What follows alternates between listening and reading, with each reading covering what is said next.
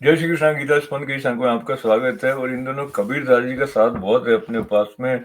तो कबीरदास जी के इस दोहे को लेके हम 11वें श्लोक की तरफ बढ़ जाएंगे, जिस श्लोक में उन्होंने कहा, जहां काम तहां नाम नहीं, जहां काम तहां नाम नहीं।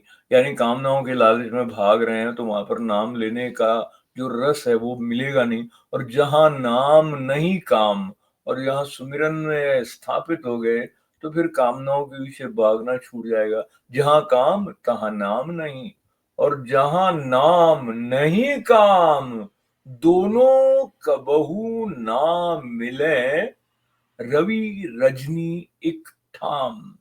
तो कहा ये काम और नाम जो है वो दोनों एक साथ ऐसे नहीं मिलते हैं जैसे कि सूर्य आ गए तो निशा या रात्रि नहीं रहती है। ये वाली जो बात है, ऐसी अवस्था तक हम पहुंचे कैसे, वो ध्यान योग को साध कर पहुंचने के संकेत जो भगवान इस अध्याय में दे रहे हैं, छठे अध्याय में। उसमें जो 11वां श्लोक है उसमें प्रारंभिक तैयारी की थोड़ी सी रूपरेखा भगवान ने बताई है। शुचो देशे प्रतिष्ठाप्य स्थिरमासनमात्मनः, नात्युच्छितं नातिनीचं चैलाजिन कुशोत्तरम।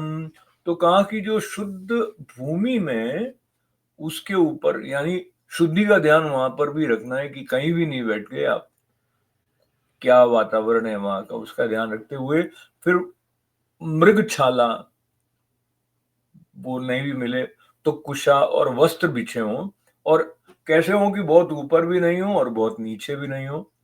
और फिर आसन ऐसा भी नहीं हो कि हिलता डुलता हो, स्थिर हो।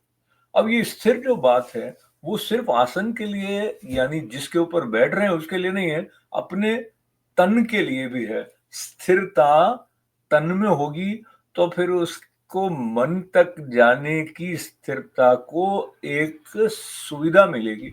अगर हम हिलते डुलते रहेंगे तो फिर ध्यान की अवस्था में प्रवेश होगा नहीं।